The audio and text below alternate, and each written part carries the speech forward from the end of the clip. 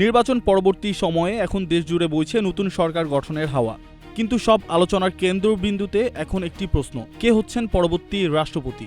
BNP সরকার গঠন করলে বঙ্গভবনের সর্বোচ্চ আসনে কে বসবেন তা নিয়ে রাজনৈতিক অন্দরমহলে চলছে সমালোচনা। সম্ভাব্য এই তালিকায় ঘুরে ফিরে আসছে 3 হেভিওয়েট নেতার নাম। প্রথম, নজরুল ইসলাম খান। তালিকায় শুরুতেই যার নাম জোরালোভাবে আলোচিত হচ্ছে তিনি হলেন বিএনপির জাতীয় স্থায়ী কমিটির সদস্য নজরুল ইসলাম খান। দলটির নীতি নির্ধারণী পর্যায়ে এই গুরুত্বপূর্ণ মুখ তার আপোষহীন নেতৃত্ব এবং দীর্ঘদিনের রাজনৈতিক অভিজ্ঞতার জন্য সুপরিচিত।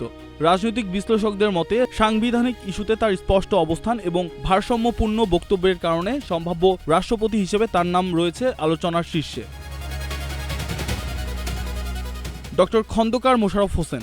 রাষ্ট্রপতির দৌড়ে দ্বিতীয় যে নামটি সমানতালে উচ্চারিত হচ্ছে তিনি হলেন প্রবীণ রাজনীতিক ডক্টর খন্দকার মোশাররফ হোসেন। সাবেক এই মন্ত্রীর রয়েছে রাষ্ট্র পরিচালনার দীর্ঘ ও বাস্তব অভিজ্ঞতা।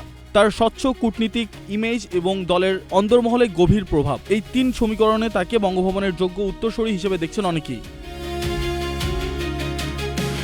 3, মির্জা ফখরুল ইসলাম আলমগীর।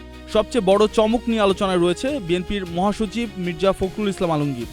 দেশে বিদেশে তার আকাশচুম্বী গ্রহণযোগ্যতা এবং দীর্ঘ 1 দশকেরও বেশি সময় ধরে দলকে আগলে রাখার কৃতিত্ব তাকে অনন্য উচ্চতায় নিয়ে গেছে। তার সংযত এবং কূটনৈতিক দূরদর্শিতার কারণে রাষ্ট্রপতি পদে তাকে দেখাটা এখন সময়ের দাবি বলে মনে করছেন তৃণমূল থেকে শুরু করে উচ্চ পর্যায়ের অনেক নেতাকর্মী। 3 জনেই অভিজ্ঞতায় সমৃদ্ধ এবং দলের জন্য নিবেদিত। তবে শেষ পর্যন্ত দলীয় হাইকমান্ড কার উপর ভরসা রাখবে এবং কার মাথায় উঠবে রাষ্ট্রের সর্বোচ্চ অভিভাবকের মুকুট তা জানতে অপেক্ষা করতে হবে আরও কিছু সময়।